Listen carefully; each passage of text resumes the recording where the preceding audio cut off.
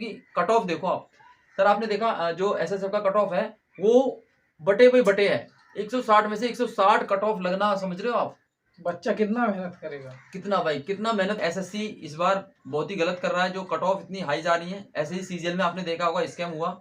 अब ऐसे जीडी के अंदर स्कैम हुआ है तो कितना हुआ है या फिर कितने परसेंट हुआ है, इसकी जांच होना भी बाकी है। और देखते हैं कि कितना यहाँ पे किलो निकल के आता। नमस्कार दोस्तों, कैसे हो सभी लोग? उम्मीद करता हूँ बहुत अच्छे होंगे भाई। बहुत बहुत शुभकामनाएं सभी बच्चों को जिनका सिलेक्शन हुआ है ऐसे जीडी के अंदर। आपको पता है ऐसे जीडी का रिजल्ट रिलीज हुआ है और इतनी रात को रिजल्ट रिलीज हुआ कि बहुत सारे बच्चे रिजल्ट देख भी नहीं पाए और बहुत सारे बच्चे में मिठाई का इंतजाम भी नहीं कर पाएंगे। तो बहुत सारी शुभकामनाएं भाई, सभी को बधाई हो।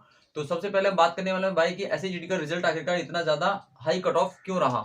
तो भाई देखो, कट ऑफ जो हाई रहा है उसका आपको पता होगा कि यहाँ पे 3 गुना बच्चों को बुलाया गया था और यहाँ पे 3 लाख प्लस में बच्चे थे। तो उसके हिसाब से यहाँ पे जो पीटी का रिजल्ट बना था, उसके बाद यहाँ पे मेडिकल वगैरह सब कुछ क्लियर होते होते यहाँ पे बच्चों को फाइनल लिस्ट के लिए शॉर्ट लिस्ट किया गया है मेडिकल के बाद में। तो अभी क्या है, कुछ कैंडिडेट यहाँ पे विदहेल्ड है। तो भाई देखो, सबसे पहले तो ये है कि बच्चा कितना मेहनत करेगा, कितना भाई, कितना मेहनत करेगा या फिर कितना अपने आप को खपाएगा। 160 है, 159 प्लस में कट ऑफ रही है, 159 पॉइंट कुछ है जो एसएसएफ का कट ऑफ गया है। अब आप देखो कि अगर बच्चा कितनी भी तैयारी कर ले भाई, नॉमिनेशन होने के बाद वो अलग बात है कि नंबर उतने चले जाए, लेकिन हर बच्चे के नॉमिनेशन होने के बाद में 160 क्रॉस नहीं करेंगे। ठीक है, तो ये तो रही चलो स्कैम की बात की। स्कैम कहीं ना कहीं तो थोड़ा बहुत तो हुआ है। अब वो क्लू है कि कोई अभी निकल के नहीं आ रहा है, लेकिन जल्द आएगा और बहुत जल्द इसका पर्दाफाश भी होगा। ठीक है, लेकिन भाई सबसे बड़ी बात मैं बोलने वाला हूँ कि जिन बच्चों का रिजल्ट में नंबर नहीं आया है, जिन बच्चों का शॉर्टेज नहीं हुआ, तो वो इस समय बहुत ही दुखद घड़ी से गुजर रहे हैं। तो भाई आप पैसेंस बनाइएगा, थोड़ा अपने आप को संभालने की कोशिश कीजिएगा और कोई भी गलत कदम ना उठाना है। ऐसे जीडी की नई भर्ती आपको पता है, हर साल कैलेंडर जारी कर दिया गया है कि हर साल वैकेंसी लगेगी। ठीक है, और अभी चल रही है एक वैकेंसी, अभी वैकेंसी चल रही है जिसका 4 फरवरी को शायद एग्जाम स्टार्ट हो जाएगा। तो भाई 4 फरवरी को जो एग्जाम है, आप उसके लिए अच्छे से मेहनत करो, क्योंकि आप 99 पॉइंट में आपका परसेंटेज में तैयारी आपकी बढ़िया है। कुछ पॉइंट से, कुछ 1 नंबर से, कोई 2 नंबर से बच्चा अगर रह गया है तो भाई इस बार थोड़ी सी जान और लगानी है आपको, बस थोड़ा सा धक्का देना है और अपनी तैयारी को आगे बढ़ाते हुए भाई कंटिन्यूटी के साथ में बैठ जाओ। एसएससी जीडी का 2025 में जो आपका एग्जाम है वो बहुत अच्छे तरीके से, बहुत अच्छे नंबर से एग्जाम निकलेगा। बिल्कुल घबराने की जरूरत नहीं है। इस बार क्या है कि कुछ तो कट ऑफ का रेशो हाई रहा है। पीटी कट ऑफ इतनी ज्यादा हाई रही थी तो उम्मीद नहीं थी कि ये वाली कट ऑफ भी हाई जाएगी, लेकिन फिर भी पोस्ट वाइज अगर देखा जाए तो बच्चा 15-15, 16-16 नंबर का डिफरेंट देखने को मिल रहा है हर एक स्टेट में और कैटेगरी वाइज में ये डिफरेंट देखने को मिल रहा है। और इतनी ज्यादा कट ऑफ हाई जा रही है, इसका मतलब आप समझ सकते हो कहीं ना कहीं थोड़ा बहुत स्कैम ये चल रहा है, उसकी वजह से इतनी ज्यादा कट ऑफ जंप कर रही है। और सबसे बड़ी बात तो भाई मैं बोलना चाहूंगा, नॉमिनेशन का जो चक्कर है ना, ये नॉमिनेशन का चक्कर की ही आड़ में ये सबसे बड़ा फर्जीवाड़ा है। क्योंकि किसी से कोई ना तो आप जवाब मांग सकते हो कि नॉमिनेशन में इतने नंबर बढ़े तो भाई कैसे बढ़े, क्या इसका प्रोसेस कोई भी नहीं समझ पा रहा है। ये क्या मेथड लगता है, क्या कैलकुलेशन चलती है इस पे। सारे के सारे टीचर, सारे के सारे शिक्षक सब इस पे फेल है भाई, कि नॉमिनेशन का कुछ चक्कर समझ में नहीं आता ये हो क्या रहा है। या तो बड़े से बड़े एग्जाम उठा लो, आप सीजीएल को उठा लो, सीजीएल में अच्छी खासी पोस्ट होती है, अच्छी खासी पोस्ट के लिए रिजल्ट बनता है, तो वहां पे भी ये चीजें हैं।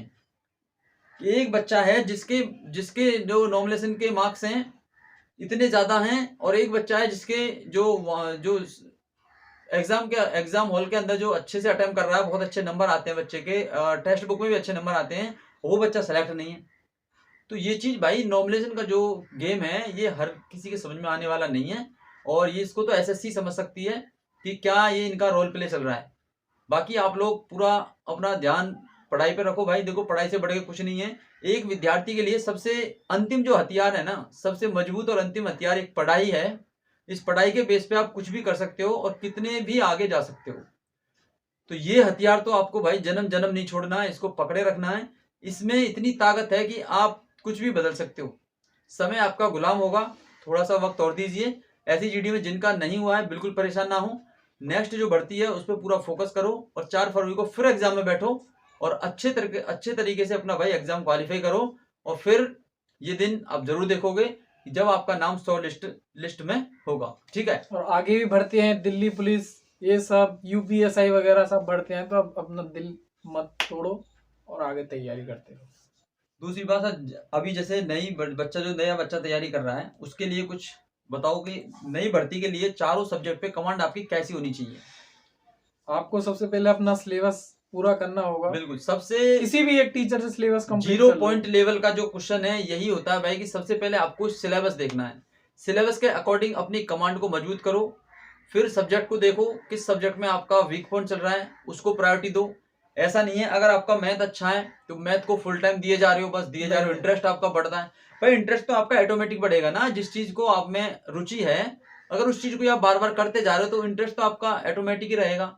लेकिन जिस चीज में आपकी रुचि नहीं है और उसमें आपका स्कोर भी डाउन है तो भाई उसको भी एवरेज के हिसाब से टाइम दो, तभी वो आपको उसमें इंटरेस्ट बढ़ेगा।